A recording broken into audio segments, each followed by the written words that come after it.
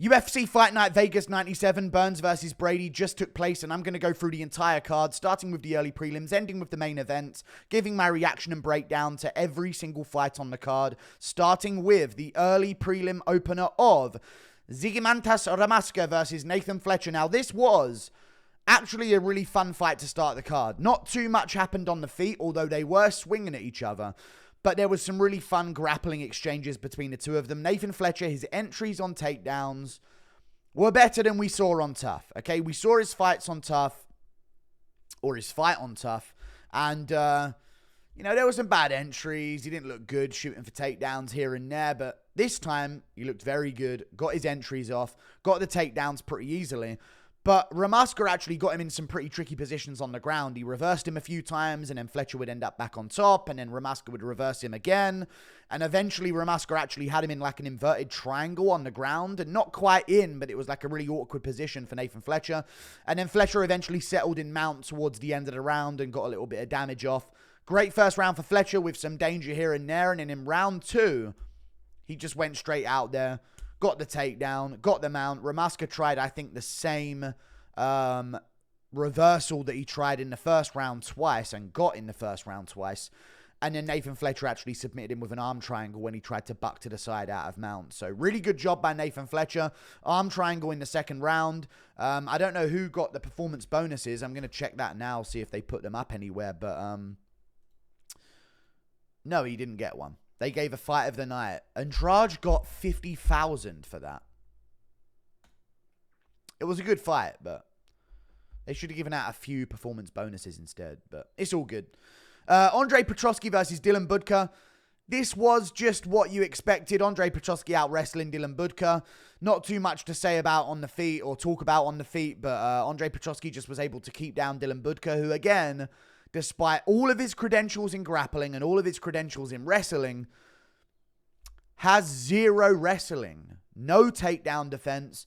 No ability to get fighters down himself. I know he had a bad weight cut for this one, so it probably wasn't an ideal camp, but no ability to get back up to his feet at any point. Anytime Andrade Petroski would get him down around the 3-minute mark of the round, that was the round over. Petroski was going to stay on top of him for the rest of it. Uneventful, but come to be what I expect from a Petroski performance, to be honest with you. We move on. Jaqueline Amorim versus Vanessa Demopoulos. Now, this one might get overturned, but it probably won't because cheating's allowed in MMA for some reason. Jaqueline Amorim gets takedown, lands a few shots on the feet. Both girls land a few tippy-tappy shots. But she gets a takedown early in the fight, very early in the fight. Sets up an armbar by grabbing into the gloves and hooking the gloves of Vanessa Demopoulos, who openly complains about it to the referee as Amorim is doing it. And then Amorim gets the armbar and submits Vanessa Demopoulos in the first round easily. So Vanessa Demopoulos, not a good result for her. I will say I'm not angry about it because Demopoulos has robbed like every single fighter she's ever fought to get a win in her career. So I don't mind, you know, what goes around comes around sometimes, but she blatantly cheated. But then again, Oliveira did the same in round 2 to Poirier to get the takedown. So get over it, guys. If the person we wanted to win wins, who cares about the cheats, guys? This is the way the game works, all right?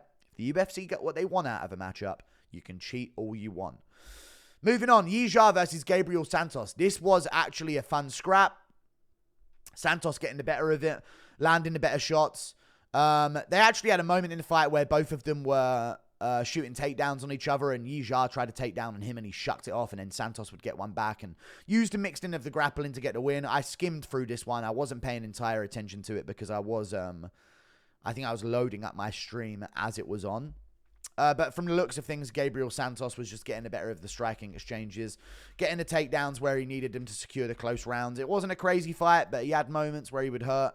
Yizha dropped him at one point as well, and Gabriel Santos proved his worth because, you know, this guy went to a split decision with Lerone Murphy on short notice. This ain't some random guy outside the rankings. He's actually a pretty decent fighter, and yeah, he proved that. He had a good performance. Good action-packed round 1. Slowed down towards the second 2 where Santos would get his takedowns, but good win from him. Cleared out the scorecards. Great first round. It is what it is, isn't it? We move on. Up the card to another fight, which was Felipe dos Santos versus Andre Lima. Now, Felipe actually allegedly landed way more shots than Andre Lima in this fight. But Andre Lima, I get why they gave him the win. He got dominant position. He would get the back for a long time, or he would get mount for a long time. And just didn't seem like Felipe dos Santos had the strength to get himself back up to his feet. Felipe also made a lot of mistakes in this fight. In round 2, he kind of rushed a back take and fell off the top. I think he did the same thing at the end of round 1 as well. I gave him the first round. I thought a 30-27 scorecard was ridiculous. I gave him the first round. He actually outlanded Andre Lima every single round on the stats, but Lima was getting dominant position too much, you know, staying on top, fighting for rear naked chokes, going for submission attempts, and there were some locked-in rear naked chokes, and chat would have tapped. I always tell these guys, fight till the last bitter end of those rear naked chokes, because a lot of the times you don't realize you can fight those hands. You know, some guys get put in that choke and they panic. They think, oh my God, this is hurting my neck, and then they tap. But you've got a lot more time than you think you do, a lot of the time. You know what I mean? People feel a choke get sunk in and go, oh, it's over, I'm done. I don't want to be put to sleep and made to look a fool on national television. But they've got a lot more time than they think, you know? Like, Felipe dos Santos was in that choke, and it was across his neck, it was cinched up, and he was still fighting the hands a bunch of times. So, grit from him, but Andre Lima gets it done, stays undefeated at flyweight. Still a bit iffy on him. We'll see how he moves on moving forward. But then again, Felipe did go to a split decision with Manel Cap, so Andre Lima didn't look that bad there. We move on. Isaac Dulgarian versus Brendon Marotte. Just a pathetic matchup, in my opinion. Absolutely pathetic matchup. New England cartel guys are so bad across the board, you know.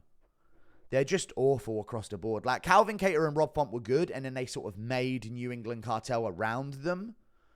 But everyone that's come through that gym has fought nothing but cans on the regional scene. It seems like they all have Jay Ellis on their fucking record, which is a guy who is... Let me look up the record of this guy right now. But the guy's basically a fucking paid loser. He's 16 and 110. Like, I don't know. It's a weird one, isn't it?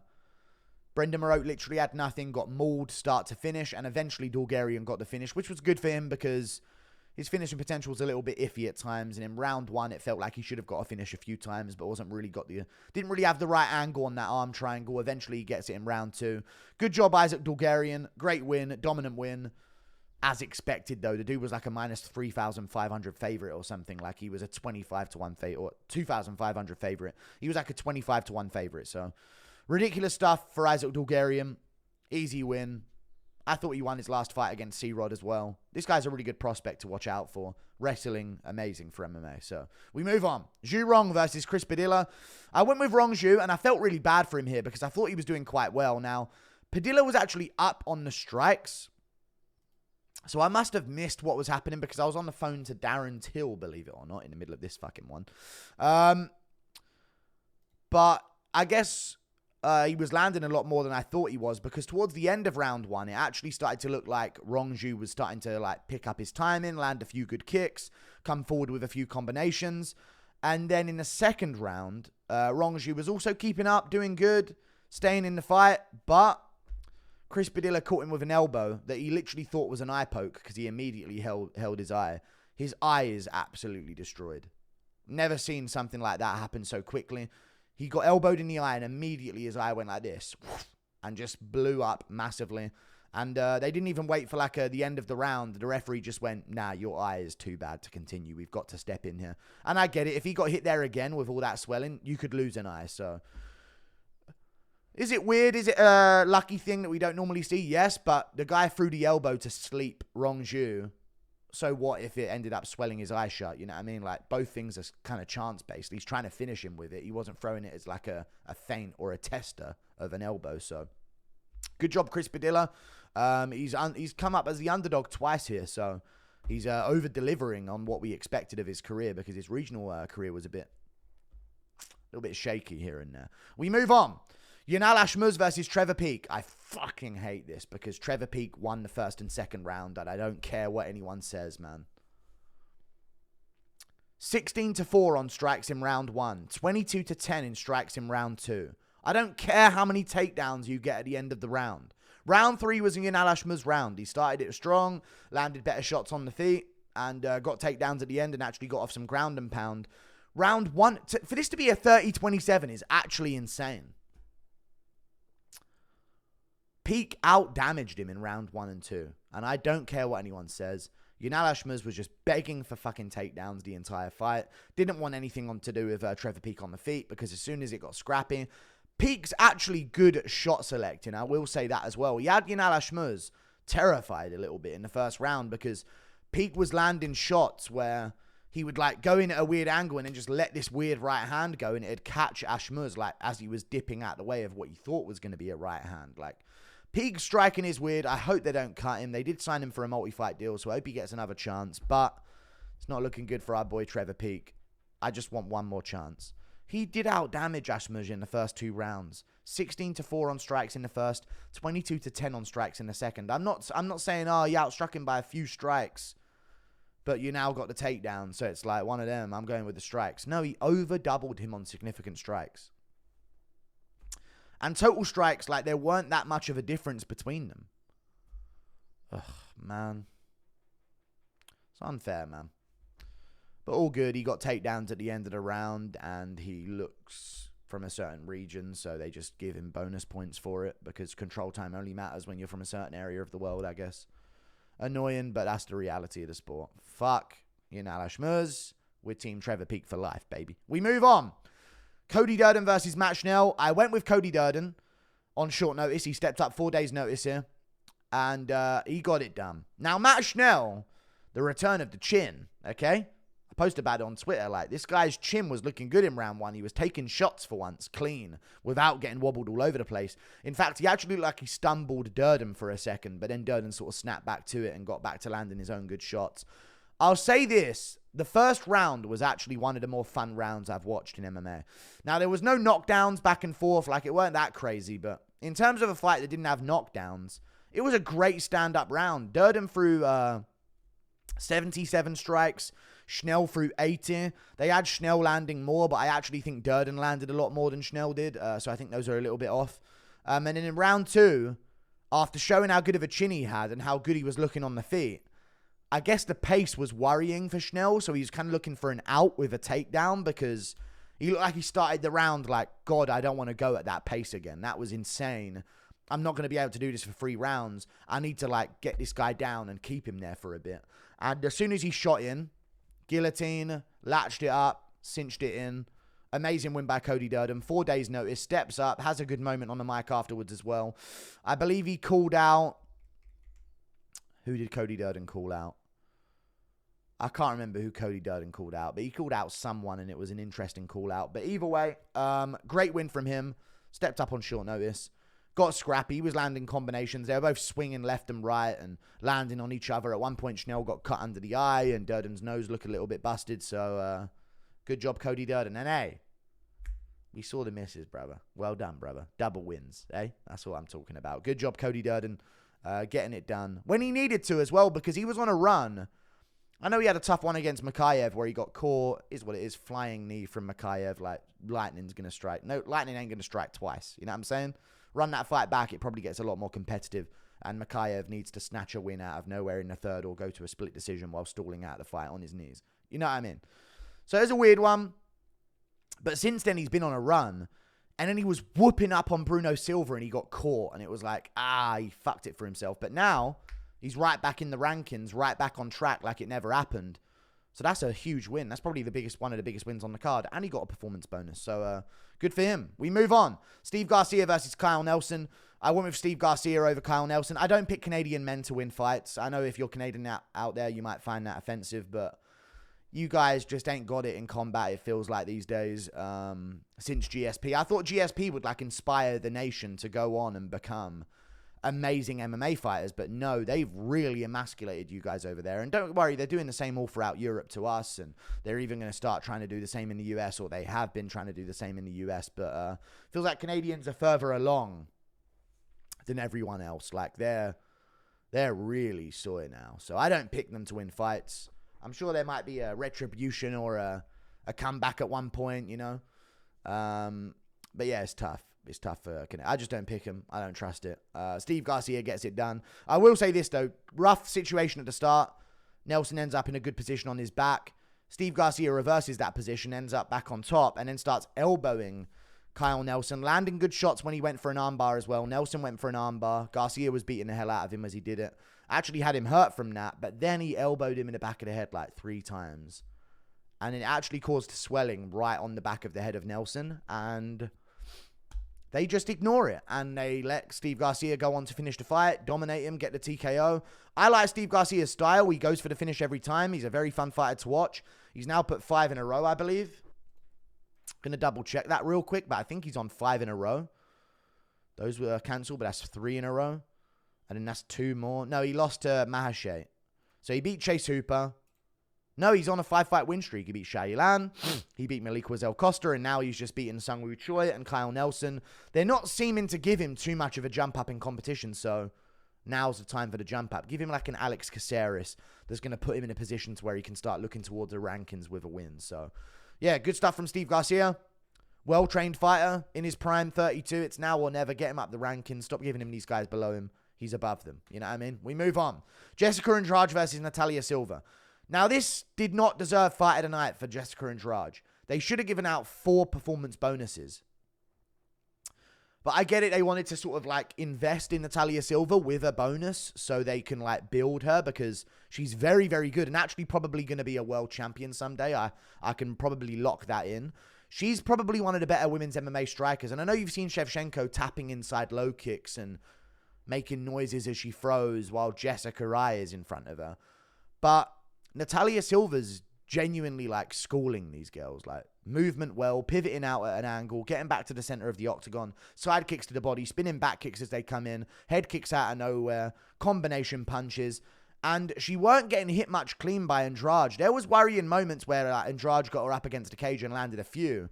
And at the end of the 3rd round, she actually took some huge shots off of Andrade and took them well. So great chin on her as well. But I just think she looked great. And I love her. I'm joking. Amazing work from Natalia Silva. We missed a nip slip. It's all good. You know, we can't have everything our way. Okay, I'm not trying to be... It's all good, though. Natalia Silva looked great. Schooled her, picked apart Jessica Andrade. I don't think we've seen anyone do Andrade like that. We've seen Zhang put her away at strawweight. We've seen Yan Xiaonan put her away. But when she's in a 3-rounder like that and there's no takedown threat, like even Shevchenko had to get her down, take her down. You know what I mean? So it's kind of a interesting one. Blanchfield did the same as well, you know, took her down, worked in the grappling. But Natalia Silva just tamed the bull. It was like watching a matador deal with a bull out there. So really good job by Natalia Silva. They invested in her with the bonus, I'm sure. But I would have said, don't give that fight of the night. What I would have done would have been, I would have given out 4 performance bonuses instead. So I would have given 1 to Steve Garcia, 1 to Cody Durden. But then I probably would have given 1 to Padilla.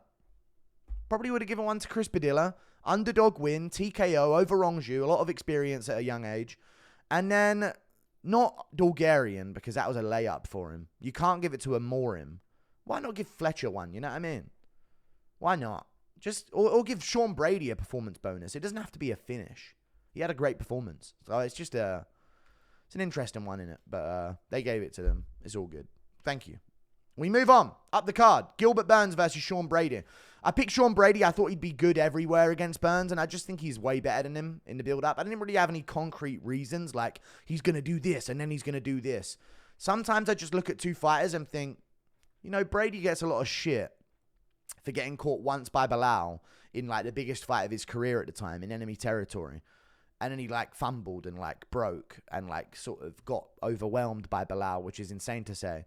But in hindsight, it's not that bad of a loss, you know? Why has he got to be champ? All good. Brady looked amazing. There was a moment where he fucking ragdolled Gilbert Burns as well. Like, in round 3, Burns tried to take down on him. He got right back up, and then he went in on Burns and just hoisted him up from a single leg and dunked him. His power in his hands ain't much. Like, he's not sleeping guys, and I don't think he ever will be the type of guy to do that. Of course, he has some power, and if he catches someone perfect, he could. But it's just like, if you're covering up and you're taking the shots well and you know they're coming, you can take him off Sean Brady, it seems. But that's arguably more impressive because he didn't catch Burns. He didn't submit him in like a guillotine out of nowhere, like, which is probably not going to happen to Burns anyway. But he went out there and schooled him for 5 rounds. And Burns just looked, and I'm going to say it about Gilbert Burns. You know when Burns fought Woodley? Burns was the Woodley this time. And I'm not saying Woodley had this, but for Burns, what I think it is you look at his career that he's had so far, 22-8 now in his career, 38 years of age. And I'm going to go through like some of his losses that he's had. He's been KO'd a few times. He's been dropped a few times. He's had fights where he's been beaten up quite badly as well. It's getting a bit much for Gilbert Burns, I think. Like early in his career, he had a lot of scraps with people where he would get beaten up in like the 3rd round and like a 10-8 round would go out here and there. And then he got chinned by Dan Hooker and then he moved up. And now you're looking at like Usman put him away quite badly and Chimaev put him down and they went to war with each other and JDM really badly hurt him in the 3rd round. I think that's what it came down to. I know people say, Burns was winning. Because he was controlling JDM and they don't like JDM. And when people get controlling him, they don't like it. I get it. JDM had one arm in that fight. That's a red flag for Burns. Why aren't you finishing him after he's got one arm against you? That's sus. And then I'm seeing round 3, the stoppage. Like, you talk about the fight all you want. I'm talking about the stoppage. He got badly hurt with a knee. And then, no joke, about 20 follow-up shots on Burns. That was such a bad stoppage. They could have stopped it way earlier. Elbow, side of the head, over and over again. You don't just bounce back from that at 38 years of age with the career that Burns has had. So he looked like a guy who ain't taking shots in the gym the same way anymore. He looked like he's been chinned in the gym a few times, got wobbled a few times by a jab that wouldn't have normally wobbled him. And that's what he looked timid. He didn't want to throw back against Brady. Brady would charge in with like a 4-punch combo of like a 1-2 uppercut, right hook around the guard. And they'd all land or like get partially landed. But Burns weren't planting and landing back. He was just sort of letting Brady do it. And then with that respect, Brady can go 5 rounds. If Brady's under pressure and he's failing takedowns and, he's not having his way on the feet and he's getting hit quite often, he's going to break. You know what I mean? His cardio's not going to be as good. His adrenaline's going to be pumping through his chest. But when he's in control and he's calm, you can go 5 rounds hard. He schooled Burns in that fight. Grappling's crazy. He's so weirdly strong. It's going to be a problem. I reckon, like, the Belal rematch isn't even like, Belal beat him once, he'll do it again. Like, that Brady looked... Last 2 fights of Sean Brady's career, he's looked completely different than he has before. And I think maybe the loss to Belal was like, when you don't know you're not good enough yet. Because Brady's at a gym. I know Piper's there, but he's probably one of the best guys at his gym, I would imagine. Probably the best welterweight at his gym. Sometimes you don't know you're not good enough yet, and you have to be shown it, and then you're like, I've got to work way harder. I've got to add more into my training. And Sean Brady gets it done. Really good performance from him. He should have got 50K for it, I thought. Like, it doesn't have to be a finish. I thought that was a really good performance. Andrade shouldn't be walking away with 50K for landing 30 significant strikes in 15 minutes. I'm sorry. Like and subscribe. Thank you for watching. I'm so tired. Goodbye. See you later.